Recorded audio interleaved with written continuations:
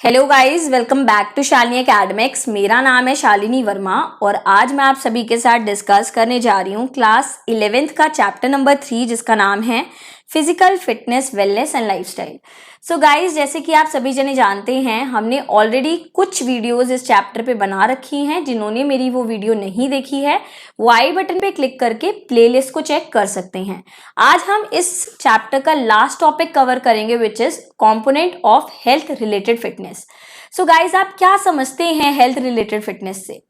Health related fitness के meaning को देख लेते हैं। It emphasises on those specific qualities which enhance the working efficiency of the individual and his her standard of health. So guys, इसका basically मतलब ये है कि कोई भी वो इंसान जिसकी वर्किंग एफिशिएंसी ज्यादा है, हम उसको हेल्थ रिलेटेड फिटनेस की कैटेगरी में डालेंगे। अब यहाँ पर वर्ड आता है एफिशिएंसी। का मतलब क्या होता है? एफिशिएंसी का मतलब होता है कोई भी इंसान काम को करता है काफ़ी अच्छे तरीके से और वो भी काफ़ी लंबे टाइम तक, उसको थकान महसूस नहीं होती है। फॉर एग्जाम्पल, मैं पहले 8 घंटे पढ़ा लिया करती थी, लेकिन अब मैं 12 घंटे पढ़ा लेती हूँ। मेरी वर्किंग एफिशिएंसी बढ़ गई है, तो मैं अपने आप को हेल्थ रिलेटेड फिटनेस में काउंट करूँगी। अब मैं अपनी एफिशिएंसी कैसे बढ़ा सकती हूँ? अगर मैं अच्छा खाना खाऊं, राइट, मैं अगर स्ट्रेस मैनेजमेंट की क्लासेस लूँ या फिर योगा करूँ, राइट, तो मैं अपनी एफिशिएंसी बढ़ा सकती हूँ। मैं एक्सरसाइजेस करूँ। Control and prevention of disease, अपने आप को प्रोटेक्ट करना कि आपको कोई बीमारी ना हो जाए। लास्ट है आपका क्विटिंग हार्मफुल हैबिट्स। कई लोग होते हैं जिनको स्मोकिंग और ड्रिंकिंग की हैबिट होती है। देखो, स्मोकिंग के डब्बे पे भी लिखा होता है that smoking is injurious to health, तो डेफिनेटली वो चीज़ आपको हेल्दी तो बनाएगी नहीं। तो आपने ऐसी हैबिट को क्विट करने की कोशिश करनी है। आई होप आपको समझ आ गया होगा। मैं समराइज कर देती हूँ। कोई भी वो इंसान जिसकी एफिशिएंसी बहुत ज़्यादा है, हम उसको हेल्थ रिलेटेड फिटनेस में काउंट करेंगे। कैसे अटेन कर सकते हो? अच्छा खाना खा के, योगा करके, फिजिकल एक्सरसाइजेस करके, अपने आप को बीमारी से बचा के और हार्मफुल एक्टिविटी को क्विट करके। नेक्स्ट आ जाता है आपका, so guys, component of health related fitness are cardiovascular endurance, muscular strength, muscular endurance, flexibility and body composition. अब हम इन सब के बारे में इंडिविजुअली डिस्कस करेंगे। चलिए शुरू करते हैं। सो गाइज, नेक्स्ट पे मूव करेंगे कार्डियोवास्कुलर एंड्योरेंस। कार्डियो का मीन्स होता है हार्ट, और आप सब जने जानते हैं कि हमारी बॉडी को एनर्जी की नीड होती है। और एनर्जी कैसे मिलती है? फूड से। और फूड पूरी बॉडी में सप्लाई होता है। पूरी बॉडी में जो फूड है वो सप्लाई होता है with the help of blood vessel. लेकिन इन ब्लड वेसल्स को कंट्रोल कौन करता है? Heart and lungs. तो यहाँ पर हम बोलेंगे ability of the heart and lungs and blood vessel to supply oxygen, nutrients to the working muscles and the ability of those to allow sustained exercise। यानी हार्ट, लंग और blood vessel तीनों मिलके काम कर रहे हैं, हर एक बॉडी पार्ट तक आपके ऑक्सीजन और न्यूट्रिएंट्स पहुंचा रहे हैं, ताकि जो आपकी मसल्स हैं वो काफी अच्छे से काम करें और आप काफी हेल्दी लाइफ जी पाओ। इसी को हम बोलते हैं कार्डियोवास्कुलर एंड्योरेंस।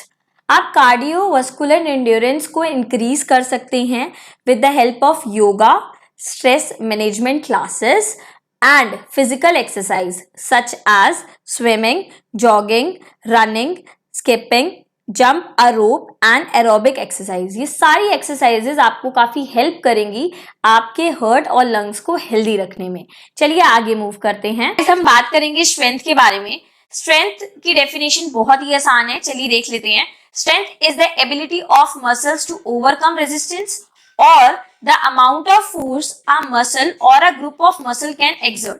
So basically इसमें होता ये है कि जो आपकी मसल्स हैं वो मिलकर कितनी ताकत लगा रही हैं, उसी को हम स्ट्रेंथ बोलते हैं। फॉर एग्जाम्पल, आपको एक बुक को उठाना है, तो वो जो बुक है वो आपके लिए रेजिस्टेंस है, वो रुकावट का काम करेगी, बिकॉज उसके लिए आपको फोर्स लगानी पड़ेगी।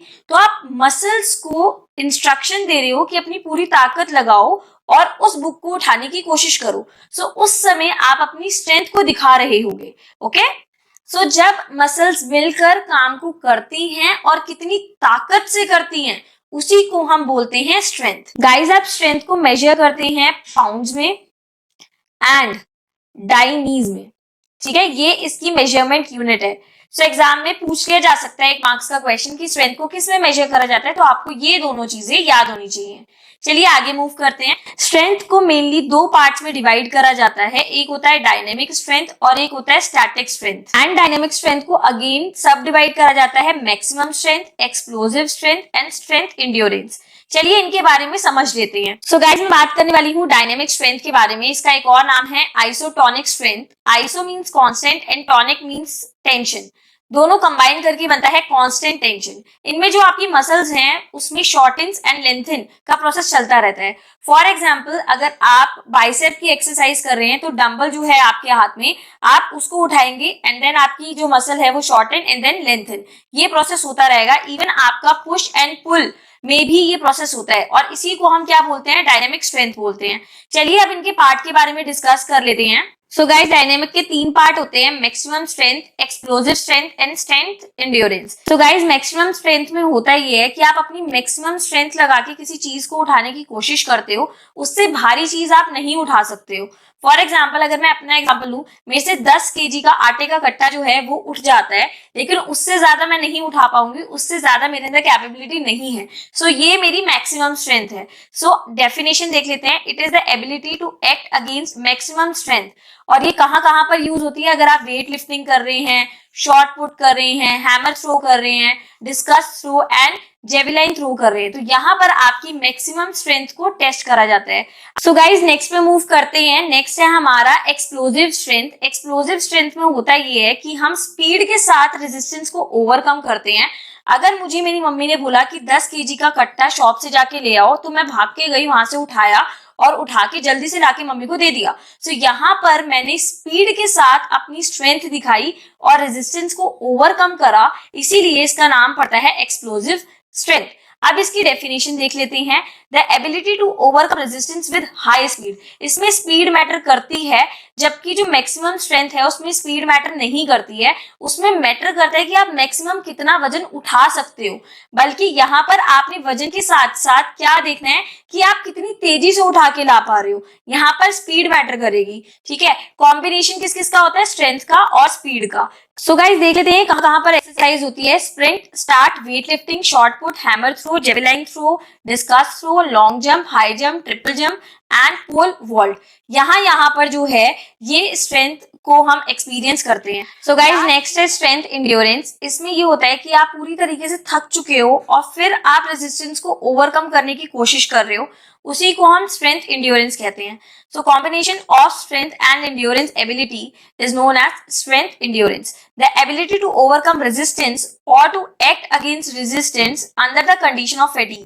फैटीग मतलब होता है थकान। थकने के बाद आप किस तरीके से रेजिस्टेंस को ओवरकम करने की कोशिश कर रहे हो, उसी को स्ट्रेंथ एंड्योरेंस कहा जाता है। सो नेक्स्ट देख लेते हैं long race, swimming, road cycling, pole vault, combative sports. यहाँ पर आपकी स्ट्रेंथ एंड्योरेंस को टेस्ट किया जा सकता है। आगे मूव करते हैं। सो गाइस हम डिस्कस करेंगे स्टैटिक स्ट्रेंथ के बारे में। स्टैटिक स्ट्रेंथ में बेसिकली ये होता है कि आपका वर्क डन 0 होता है। फॉर एग्जाम्पल आपने एक सिलेंडर को अपने दोनों हाथों से ऊपर की तरफ उठा रखा है और आप खड़े हुए हो, तो स्टैटिक पोजीशन में खड़े हुए बिल्कुल हिल नहीं रहे हो। होगा क्या, एक पॉइंट ऐसा आएगा आपके दोनों हाथ थक जाएंगे और आप उसको नीचे रखने की कोशिश करोगे। तो यहाँ पर आपने अपनी पूरी जो फोर्स है वो कहाँ लगा दी, उस सिलेंडर को उठाने में। तो यहाँ पर क्लियरली दे रखा है कि आइसोमेट्रिक एक्सरसाइज वो एक्सरसाइज होती हैं जो विजिबल नहीं होती हैं, यहाँ बोल सकते हैं कोई डायरेक्ट मूवमेंट नहीं होती, hence they can not be observe, लेकिन उसमें हमारी जो फोर्स है वो जरूर लगती है। आगे दे रखा है इसको डायनैमोमीटर से नापा जाता है एंड हम बोल सकते हैं pushing against a standing wall. इसमें एक और एग्जांपल भी है कि आपके जो घर है उसमें एक दीवार है और आप उसको पुश करने की कोशिश कर रहे हो। दीवार तो खिसकेगी नहीं, इतने ताकतवर तो आप हो नहीं, लेकिन आपकी एनर्जी तो जा रही है ना, आप फोर्स तो लगा रहे हो। तो ऐसी फोर्स जो दिखती नहीं है, जिसमें वर्क डन 0 होता है, उसी को हम स्टैटिक स्ट्रेंथ के नाम से जानते हैं। इसमें बेसिकली ये होता है कि बिना थके काम को करते जाना और वो भी काफी लंबे समय तक। सो जनरली ये टेस्ट करी जाती है जो आपकी लॉन्ग रेसेस होती हैं उसमें 400 मीटर, 800 मीटर, क्योंकि आप बिना थके जो है उसमें भागने की कोशिश करते हो और काफी लंबे समय तक आपको भागना होता है, तो वहां पर आपका एंड्योरेंस यानी कि स्टेमिना को हम चेक करते हैं, ठीक है। सो हम जनरली बोलते हैं ना बॉयज के अंदर ज्यादा स्टेमिना होता है एज कम्पेयर टू गर्ल, तो यहाँ पर ये चीज कही जा रही है कि काम को करने की क्षमता काफी लंबे समय तक लड़कों के अंदर ज्यादा होती है एज कंपेयर टू गर्ल्स के अंदर। सो ये एक स्टडी में प्रूव करा गया है, मैं उसी फैक्ट्स पे बोल रही हूँ, ओके। सो एक बार इसकी डेफिनेशन देख लेते हैं, endurance as the ability to resist fatigue, okay. So आगे मूव करते हैं। सो इंड्योरेंस जो है गाइस वो दो पार्ट में डिवाइडेड होता है, एक होता है आपका शॉर्ट टर्म इंड्योरेंस और एक होता है long term endurance. So short term endurance में होता ये है कि जो आपकी एक्शन है या मूवमेंट है वो काफी थोड़े समय के लिए होते हैं, और ये जनरली आपके कुछ गेम्स में देखने को आपको मिलेंगे, जैसे कि हॉकी, फुटबॉल, रेसलिंग। वहीं पे जो लॉन्ग टर्म इंड्योरेंस है उसमें आप एक्शन और मूवमेंट करते हो लेकिन काफी लंबे समय तक। इसमें मैं आपको एग्जांपल दे सकती हूँ, जैसे मैराथन हो गया, ठीक है, क्योंकि आपको बहुत लंबे समय तक एक्शन में रहना पड़ता है क्योंकि काफी बड़ी रेसेस होती हैं वो, ठीक है। गाइस नेक्स्ट है आपका flexibility. Flexibility is the range of movement of joint.